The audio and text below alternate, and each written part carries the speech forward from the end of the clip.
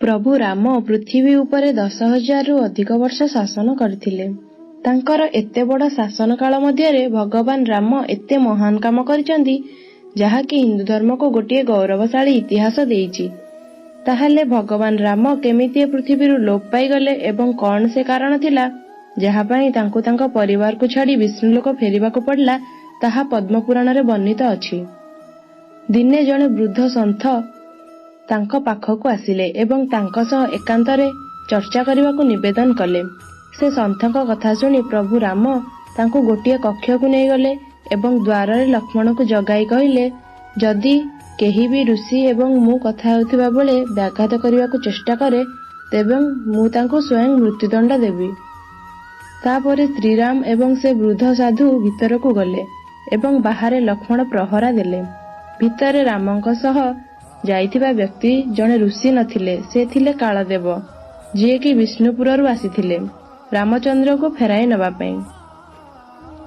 कालदेव श्रीराम को दर्शन करने को रूप बदलाई आसीथिले।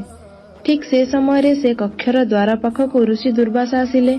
से प्रभु रामंक सह कथा हेबा पई कक्ष भीतर को जिबाकू आज्ञा मागिले, किंतु रामंक अनुमति नथिबारु लक्ष्मण ऋषि को भीतर को जिबाकू मना कर देइथिले। ऋषि दुर्वासा तांको क्रोध पई परिचित थिले। से बारंबार लक्ष्मण को अनुरोध कला पर मध्य लक्ष्मण भीतर को छाडिलेनी। सेथि पई ऋषि श्रीराम को अभिशाप देबे बोली लक्ष्मण को कहिले। एसबु सुनी लक्ष्मण संकट रे पड़ी गले।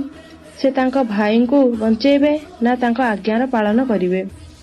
लक्ष्मण केबे भी चाहू नथिले कि तांको पई तांको भाई को केही हानि पहुंचांतु। सेथि पई से कठोर निर्णय नै भीतर को चली गले एवं रामचंद्र असहाय हो गले। गोटे पटे वचन अन्य पटे भाईर प्रेम, केमिति तांको भाई को मृत्युदंड देबे।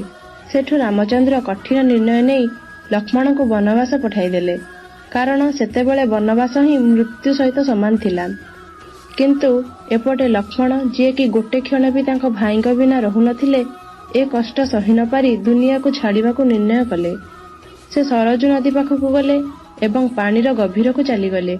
गभीर पानी रे पहुंचिबा मात्रे से नागर रूप रे परिवर्तन होई गले एवं ए संसार को छाड़ी विष्णुपुर चली गले।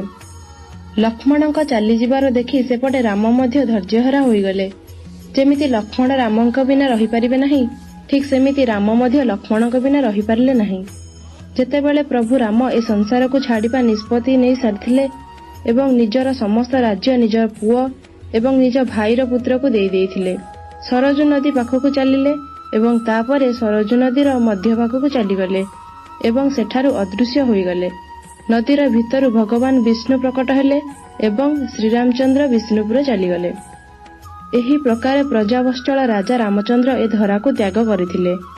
जदि आपनकु आमर ए पौराणिक चैनल टी भल लागुची ताहले आम चैनल को लाइक, शेयर एवं सब्सक्राइब करिनियंतु।